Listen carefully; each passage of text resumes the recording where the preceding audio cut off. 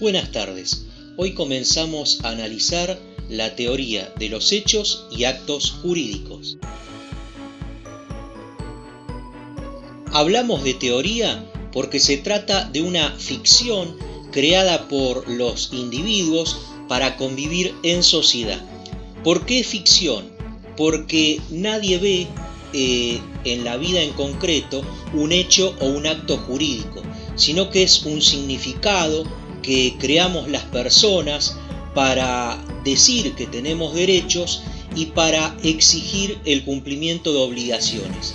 Tan sencillo como eso, para poder vivir en armonía y para poder solucionar los conflictos que generamos en la vida en sociedad conforme a la norma jurídica, es decir, de acuerdo a la ley. Tan sencillo como eso. Es ficción porque creamos una escena donde todos decimos que tenemos derechos, deberes y que también cumplimos obligaciones. Para eso se crea esta idea de hechos naturales, hechos jurídicos, actos voluntarios y actos jurídicos. El hecho natural o hecho de la naturaleza puede ser la lluvia, una granizada, un maremoto, una inundación, el fallecimiento de una persona. Son todos hechos naturales que suceden sin intervención de la mano del hombre, suceden por naturaleza. Por su parte, los hechos jurídicos son aquellos hechos naturales que pueden desencadenar consecuencias jurídicas.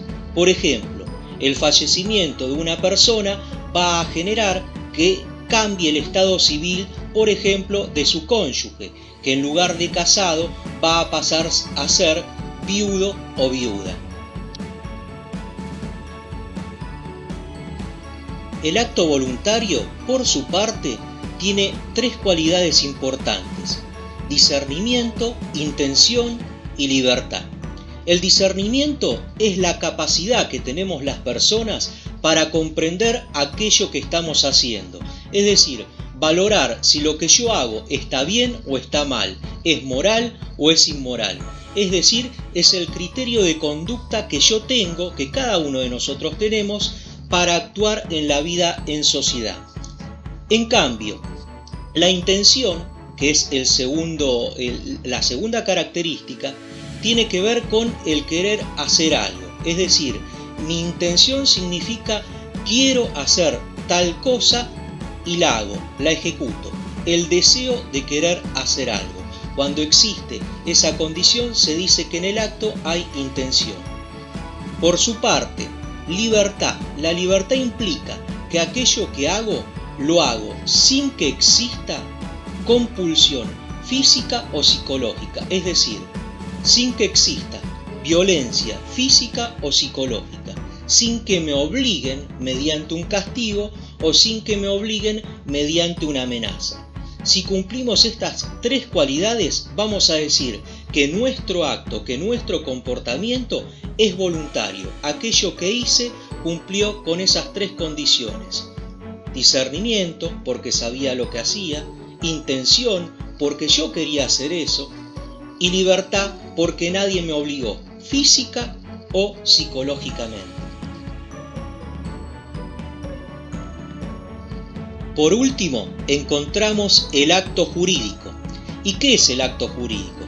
En primer lugar, tenemos que decir que el acto jurídico es el acto voluntario, es decir, el que cumple con las tres condiciones: discernimiento, intención y libertad, pero que a su vez es susceptible, es decir, potencialmente va a generar consecuencias jurídicas.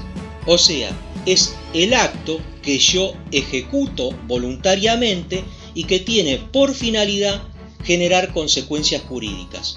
Un ejemplo en concreto: voy al kiosco a comprar un alfajor. Comprendo lo que estoy haciendo, es decir, una operación de compraventa. Sé que quiero comprar ese alfajor, deseo comprar ese alfajor, con lo cual hay intención.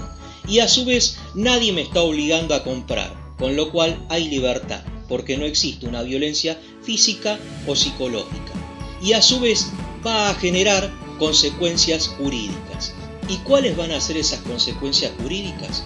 Que yo como comprador voy a tener el derecho a pedirle al kiosquero que me entregue ese alfajor, siempre y cuando pague el precio en dinero.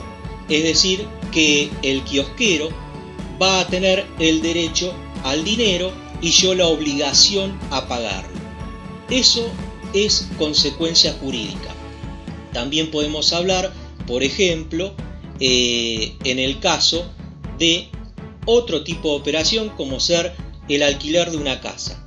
Yo alquilo una casa, deseo alquilar porque mi intención es vivir en esa casa, y como consecuencia de ese acto que es alquilar, debo pagar el precio de locación, es decir, debo pagar el alquiler.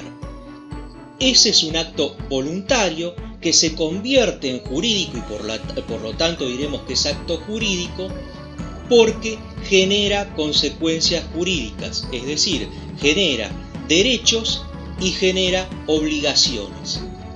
Lo que en el derecho se dice prestaciones. Prestaciones a cargo de una parte, prestaciones a cargo de la otra. En el ejemplo del alfajor, la prestación que está obligado el kiosquero es la entrega del alfajor. La obligación que yo tengo como comprador es pagar el precio. Es un ejemplo sencillo, con lo cual, para concluir, siempre tener en cuenta que el acto jurídico es el acto voluntario, con todas sus cualidades, a la cual le sumamos que tiene por finalidad inmediata generar estas consecuencias jurídicas. Por ejemplo, deseo casarme, voy, firmo la libreta donde presto mi consentimiento a ese matrimonio, digamos que ese es un acto voluntario que va a generar ¿qué consecuencia jurídica? Y adquirir el estado civil de casado. Y así tenemos miles y miles de ejemplos donde llevamos a la práctica actos voluntarios que tienen por finalidad generar estas consecuencias jurídicas. Y hacemos una diferencia con el hecho. ¿Por qué?